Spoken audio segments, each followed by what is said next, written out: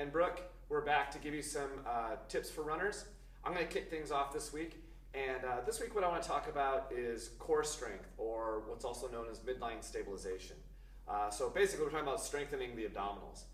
One of the great fallacies or kind of misconceptions about strengthening the abdominals is everyone thinks that doing crunches and sit-ups is the optimal way to strengthen the abdominals.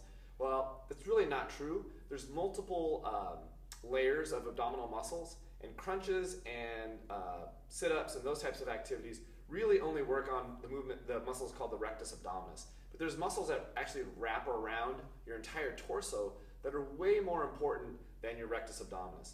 The most important role of your abdominals is actually resisting movement, so resisting rotation versus creating movement. So when you're doing crunches and sit-ups, all you're doing is just flexing that one muscle, and you're not really doing that much for the others. So what we really want to try to get you to do is some static holds. I think probably the most common static hold is just the simple plank, and Brooke has volunteered to demonstrate a plank. So in a plank, you're basically in like the start of a push-up position. Big things to think about here are she's holding a nice tight line from her shoulder through her hips down to her feet. What we don't want to see is the hips sagging. Okay? We also don't want to see the hips piked way up in the air. Go back down to your plank position. Even in this position, if you are not really, really tight in the abdominals, you'd see some rotation in the pelvis. Can you just let that drop down just a little bit? Not quite that much. Right there. And you see the hips are down, and there's not a lot of tension here. So we want to rotate those hips up a little bit. I'm going to have her squeeze the quads, squeeze her abdominals, and even squeeze the glutes. I'm not going there, but she's going to squeeze the glutes and make that super, super tight. You can also do a diamond's coming out of there. Yeah, right. You can also do these down on your elbows, which is another common way to do these. Am I doing it right? Yeah, that looks pretty good. A fun little fact, the world record for holding a plank is 8 hours and 1 minute. That's pretty impressive. Okay, good. Go ahead and hop back up. But I'm 30 seconds and I'm pretty good. 30 seconds is pretty good. 2 minutes is max. There's another great way that you can work on abdominal strength and not get down into a plank. What we're going to talk about is what's called an L-sit. An L-sit, if you have a chair that has arms, you can perform an L-sit. Right now we have a rolling desk chair. Not the ideal way to do this. It's perhaps a little dangerous, but does give you a little bit more of a core challenge. What I'm going to do is just press into the arms of the chair and then come out into what we call an L position. You can tell I'm shaking already. Can I like zoom you I'd around? rather you didn't. That requires a great deal of tension through the midline, but it also requires a lot of tension through the shoulders. So not only are we creating good midline strength, but we're creating some stability through the shoulder girdle as well. Now, if you have shoulder issues, that might be really, really challenging, or if you don't have a chair that has arms, it's not going to be something that you can do, but you can simulate this by just doing a V-sit hold. So I'm holding in this position, and this is forcing me to stay tight through the midline. Now, if it's hard for me to keep my legs straight, I can go ahead and bend my legs. I'm still getting a good challenge to the midline, and then I can start to extend one leg out, perhaps the other, come in here, pull the knees in, straighten them out. What I would challenge you to do is to get to the point where you can accumulate 1 full minute in either that V-sit, a plank, or doing the L-sit with a chair. So what you're going to do is you're going to hold for as long as you can. Let's say that's 20 seconds, then you rest for a little bit. You still owe 40 seconds. So then you're going to do the next set for as long as you can until you accumulate 1 full minute. Your next goal from there would be to get to the point where you can do a minute straight and then see how far you can build it up from there. That's going to give you some really, really supportive midline and abdominal control that's going to prevent this kind of twisting and turning when you're out running, and hopefully save you from some back pain. All right, so that's my tip. I'm going to turn it over to Brooke. Wait, before you end, clench your abs really tight. I don't know where this is going. Just clench your abs really tight. Okay. Well, yeah, he's solid in there. I've got a 12-pack underneath these rolls. I just want everyone to know. Okay, all right. So this time of year, more than any time of year, blows in my opinion in terms of weather. Some of you guys like this weather. I think you're either vampires or you're goth kids because it's been dark, it's been rainy. Today's warm, but it's been cold. And all of that equals poor visibility. We've all seen that runner or walker that's out there on a really dark, rainy day that's wearing all black, and it's like, you know, dusk, and they're wearing all black, and they have no reflective gear, and they're walking on the shoulder of Bond Road. And we're like, oh my God, the person's gonna die, what are you doing? So don't be that person, okay? You can get some great basic reflective gear for very little money. And you know, you can spend more or less, but it's worth every penny because it's extremely dangerous to be out there when it's raining. There's the mist that comes off the road, and even though you can see a car, they don't necessarily see you. They're not looking for you, they're looking in front of them, okay?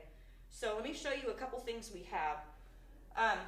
The first thing that we have, $8, okay?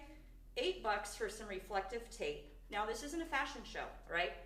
But if you've got a jacket that's not necessarily real reflective or high-vis, put a couple of strips on your front, a couple of strips of this on your back, and suddenly you've got some reflective tape on you that a headlight is, when a headlight shines on you, you're gonna light up, okay?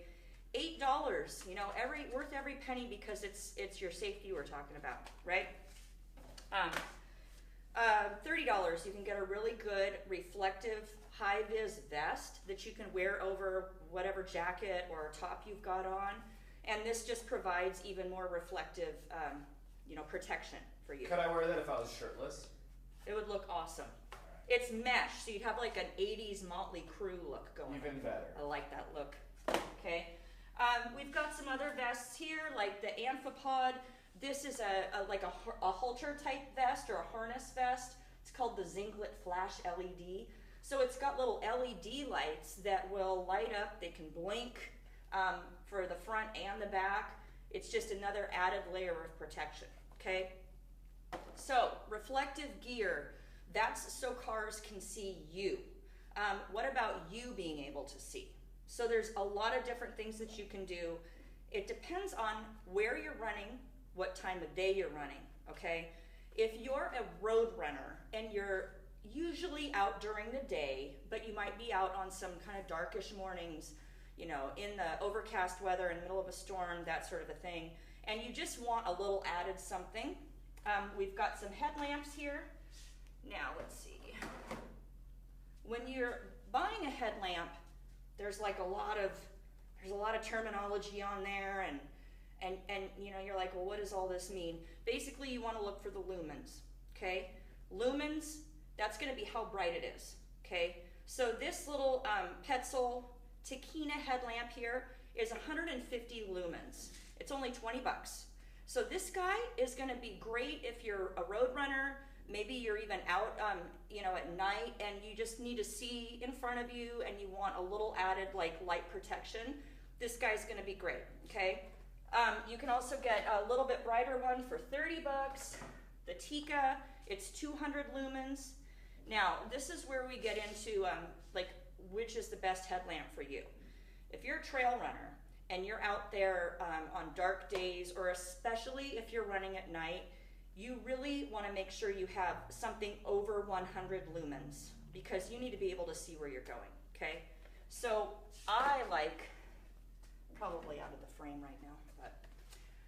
So this is where I would bring out the big guns. So this is for your hardcore trail runners that really like all the best gadgets.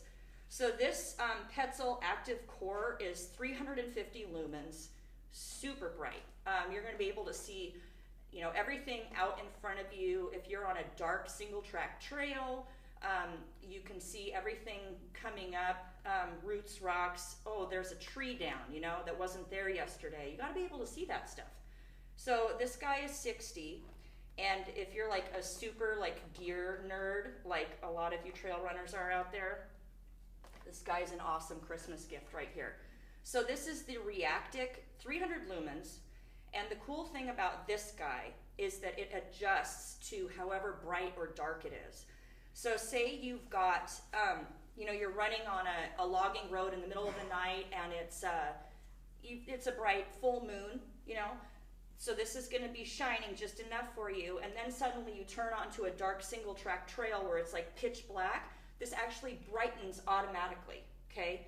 So then let's say you run into your friend and he's got a headlamp on and you like do that thing where you blind each other. This will dim on its own. So it actually adjusts to however dark or light it is. This one and the $60 Actic Core are rechargeable, which is awesome.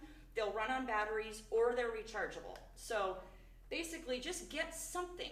Even if you can't afford like a $110 headlamp, get something that's gonna make you more visible out there, because I cannot stress enough how dangerous and sketchy it is when you're out there in this kind of weather, in the rain and the dark. Just protect yourselves. We care about you. Right, Dan? Absolutely. Well, have a great Thanksgiving, everybody. I'm looking forward to my Brussels sprouts slaw.